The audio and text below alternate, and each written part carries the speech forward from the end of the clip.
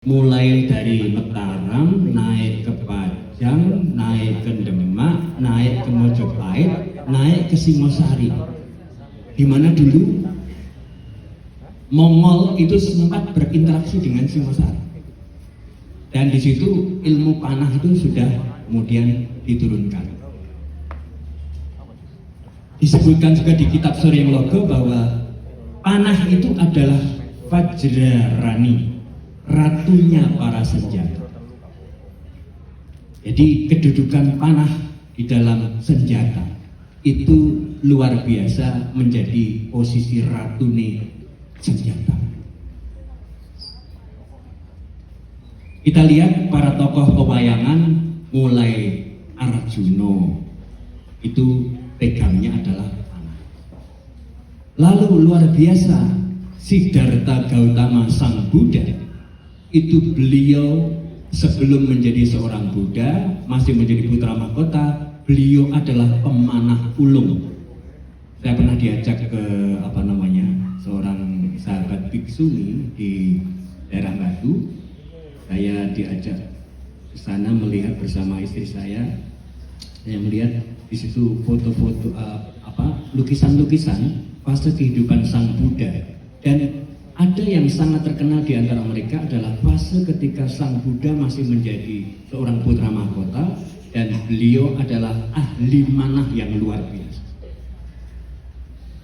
Nah, kemudian Kanjeng Nabi Muhammad SAW langsung tegas paring dawuh, ajarono anakmu manah. Lengkapnya manah, berenang dan berkuda. Tetapi manah disebutkan yang pertama. Hebatnya lagi Bapak Ibu sekalian, kemudian ilmu yang turun-temurun dari leluhur ini lalu disunahkan Kanjeng Nabi juga. Ini disebut oleh para waskita Jawa dengan sebutan manah. Manah, loh kok sebutannya pun manah? Padahal manah itu artinya apa? Ada yang tahu adik-adik? Artinya manah apa? Belum tahu? Manah itu artinya pikiran dan hati kita. Jadi orang yang belajar manah oleh para waskita Jawa sudah disebutkan, orang yang melakukan gerakan seperti itu, membedik sesuatu, itu sebetulnya esensinya, intinya adalah dia sedang belajar untuk mengolah pikiran dan hatinya. Noto manah, noto niat. Jadi segala sesuatu sumbernya adalah dari manah. Maka ada hubungannya manah dengan Singosari. Tadi disebutkan secara kesejarahan. Yang kedua secara filosofi. Tadi diminta Pak Yusuf untuk menyampaikan. Secara filosofi, saya sering menyampaikan ke para budayawan di Malang Raya sejak saya hijrah tahun 2019 bahwa Malang Raya itu adalah mata air peradaban Jawa Nusantara. Topnya itu di sini, Malang Raya. Tepuk tangan untuk Malang Raya, ya. Alhamdulillah.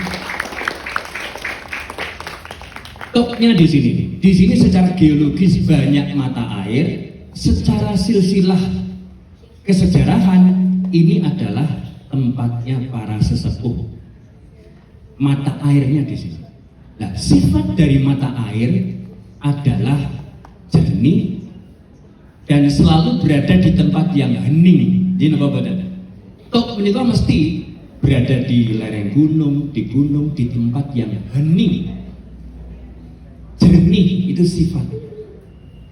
Maka sifat orang Malang Raya yang asli ya, yang bisa bilang yang asli ya, yang menjadi nas dari Allah, dari Gusti, sifat aslinya adalah sebagai orang yang hening, tidak suka gaduh dan suka untuk menjernihkan pikiran dan hati, sebagaimana sifat dari mata air. Jelas ya? Ini posisi dari Malang Raya, mata air peradaban. Makanya saya bersyukur sekali bertemu dengan Pak Ivan dan teman-teman dari FKPPI ya, yang menyambut ini dengan sepenuh hati.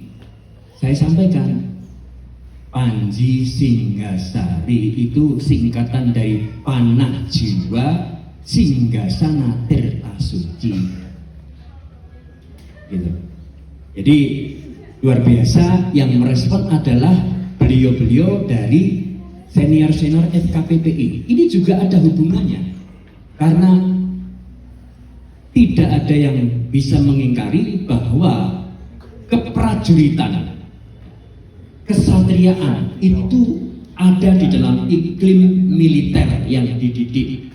Maka secara nurani pasti terpanggil dengan gerakan-gerakan semacam ini yang posisinya adalah untuk nation character building, membangun karakter manusia, membangun anak-anak menjadi para kesatria dan Srikandi yang mereka mampu mengolah pikiran dan hati, tetap jernih dan selalu hening pikiran dan hatinya, tidak terpengaruh dengan yang sekarang lagi ngetop di FAY, disinformasi, fitnah dan hoax. Itu akan tertepis dengan sendirinya kalau orang suka manah. Kenapa? Karena orang yang suka manah itu konsentrasinya adalah dengan dirinya sendiri. Walaupun mungkin banyak orang melakukan, tapi dia sedang melawan dirinya sendiri. Bagaimana supaya tetap jernih, bagaimana tetap hening, bagaimana tetap fokus, bagaimana tetap tenang, ya. Itu semua akan membentuk karakter. Makanya di dalam keraton-keraton yang namanya manah itu menjadi kewajiban dari Poro Sentono dan Putra Mahkota. Semuanya harus bisa belajar manah dan juga menari, bekso, karena itu adalah dua hal yang sangat berkaitan.